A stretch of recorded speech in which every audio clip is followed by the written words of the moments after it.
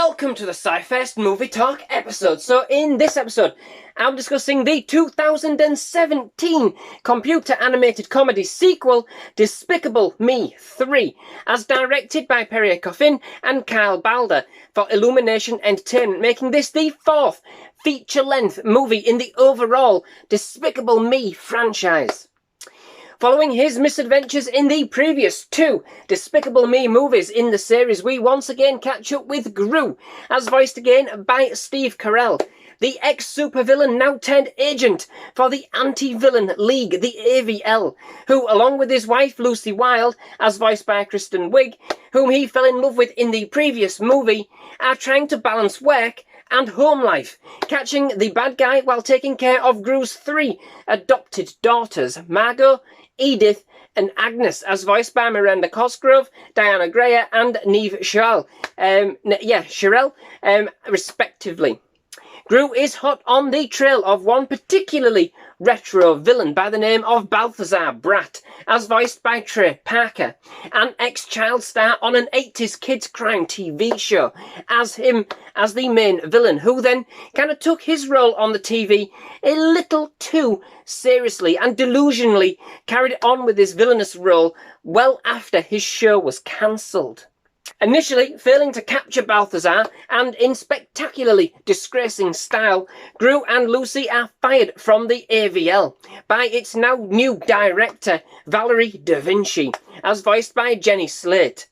Not only that, Gru faces a revolt on the home front, as well as his group of yellow, ever eager and enthused assistants, if you like, the Minions, want to return to a life of villainy and so stage a mutiny of their own, but for a dedicated few.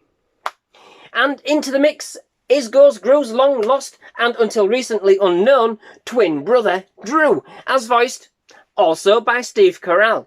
Separated by their parents when they were just babies and now looking to connect with Gru to get basically in on the family business, which is, of course, being despicable supervillains. Together they find out more about Gru's family and indeed just what coming together as a family can accomplish, as once again, embracing his despicable side, Gru hatches a plan to stop Balthazar's evil plans once and for all. And so, here we are again, this time round with what basically feels like a Despicable Me Minion Mayhem mashup, just being as much part of one element of the franchise as the other.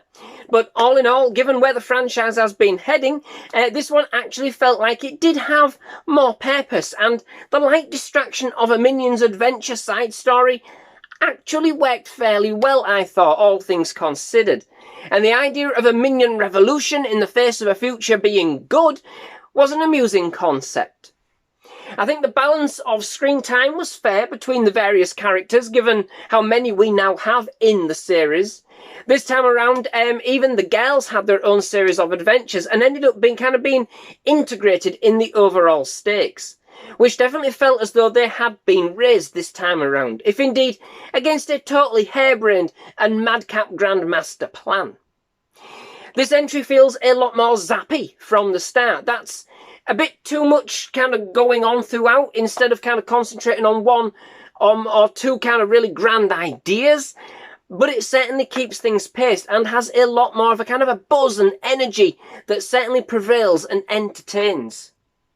Indeed, the film does kind of jump kind of sporadically from scene to scene. Sometimes we're villains, sometimes we're on a unicorn hunt, getting inadvertently engaged, overcooking the parenting and undertaking a diamond heist with a long-lost brother.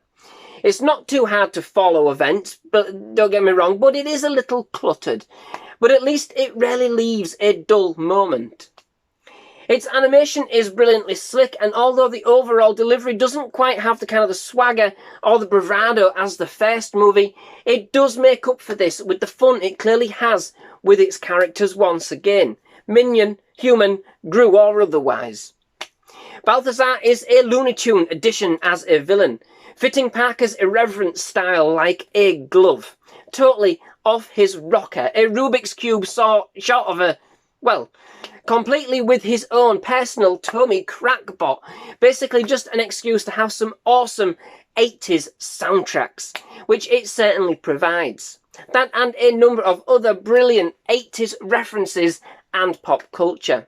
A cheesy way to hook in the adults, I'm sure. The film's target audience, I think they would have all been a bit of a twinkle in their parents' eye, perhaps, if indeed that at all. But that one certainly worked on me. I certainly don't mind a bit of 80s cheese. It was nice to see a bit of Gru's mean streak return. You know, it certainly kind of felt clipped in the previous entry, and so to have a bit more of that kind of despicable charm that made him such a character to start with was a real treat. It wasn't consistent. Gru certainly seemed to be a bit more fumbling than usual, but was certainly more befitting of his trademark disposition and demeanour. The girls are now fitting in quite nicely too, having their own kind of mini sidebar adventures and certainly upping the Agnes cuteness factor. We're back with some amazing gadgets, cars, chases and action sequences crammed full of slapstick humour, hilarious side gags and dad jokes. And I certainly love the fact that we also had time for an 80s work it out montage, as the Minions show us just what they are capable of with their crazy contraptions and tongue-in-cheek work ethic. It has a bigger heart, more energy and feels more focused. A marked improvement over the second, in my opinion. There's lots more going on, some interesting new characters and many more crazy situations. We do sideline poor old Dr. Nefario, who has his own kind of Han Solo moment encased in carbonite, which is a bit of a shame, but this was probably more for external reasons and them not kind of wanting to recast the character at the time. So at least they didn't cut the character completely. Overall, this feels like an adventure for sure, with some new fast and funky characters, lots and lots of minion mayhem, plenty of villainy, and again a strong core of comedy, antics, and buckets of gadgets and gizmos. It's not as strong as the initial entry, none have been so far. Most have been just so, you know, kind of following that.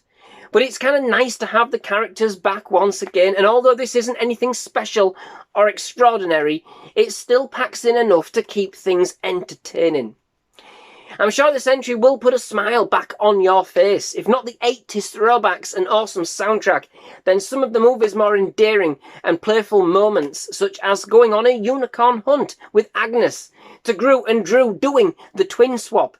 Not that they really had anybody fooled. So, that brings me to the end of this episode. Many thanks for watching. I do hope you've enjoyed it. If you have, please leave a link. Please leave a like. Leave a link if you'd like. Like if you link. Yeah, but leave a like. Please do hit that subscribe button for more movie reviews, trailer reactions and other movie-related content. Absolutely loved having you here at SciFirst MovieTalk and definitely love to have you back. Most of all, just thank you very much for watching. Goodbye.